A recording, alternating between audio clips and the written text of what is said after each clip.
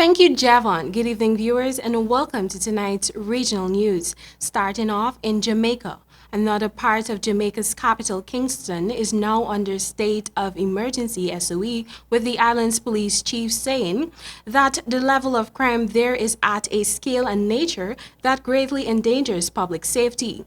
The SOE took effect in the Eastern Kingston Police Division on Sunday. Prime Minister Andrew Holness said security personnel from the Jamaica Defense Force and the Jamaica Constabulary Force were deployed to carry out the enhanced security operation. Commissioner of Police Major General Anthony Anderson said the area has been experiencing a high incidence of violent crimes from the latter part of 2019 and since the start of this year. He said Eastern Kingston has persistently been one of the country's crime hotspots, with several gangs engaged in deadly inter- and intra-gang conflicts or other criminal enterprise. There are currently 32 criminal gangs, with over 60 now actively engaged in various violent conflicts in the division, with 33 wanted persons and another 34 violence influencers within the division.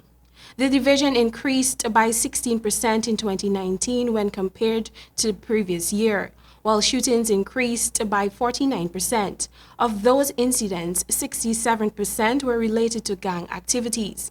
Minister of National Security Dr. Horace Chang noted that the areas extending from Upper Mountain View to Rockfort along the coastline continue to have a serious increase in homicides, and he said the government was therefore obligated to take strong steps to protect the lives of the law-abiding citizens. And now for some international news coming out of China.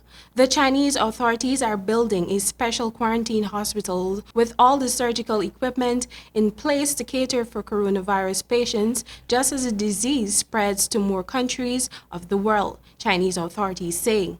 The United States, however, is sending a chartered flight to China to evacuate her diplomats and citizens while confirming to a second case of the virus. France has already acknowledged 2 cases. Over 2,000 patients have been confirmed in China, with over 55 dead. There are currently more than 60 cases in over 12 countries of the world. The World Health Organization has not granted it international epidemic status, the same it did when Ebola broke in 2014, when it took 8 months to make a declaration. By then, the disease had already killed 11,000 people and become endemic in many African countries.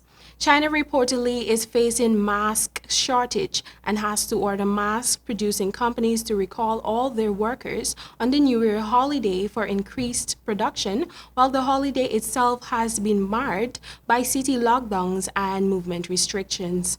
Since the outbreak of the disease, hospitals in Wuhan have been outstretched, necessitating the need for a special hospital. According to the media, the hospital will accommodate 1,000 patients in a 25,000 square meters of land.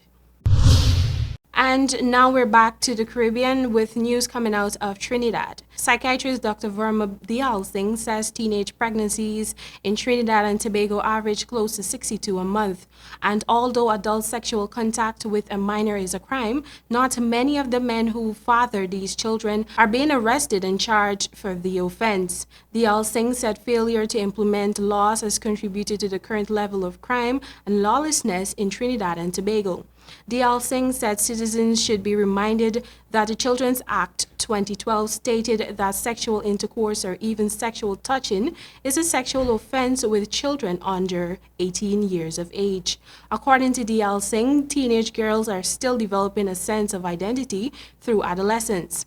And throughout adolescence, they are laying the building blocks for self-esteem, feelings of self-worth, and self-perception. In some cases, he said the girls are unable to relate to peers. Girls may feel misunderstood and isolate themselves. He pointed out that children are lured into relationship and sometimes run away from home to meet absolute strangers with fake profiles, and recommended that the cybercrime unit should be on the alert. He also noted that a system should be introduced where a parent can call the child protection unit and give permission for the monitoring of their child's online activity. Well, that has brought us to the end of tonight's regional news.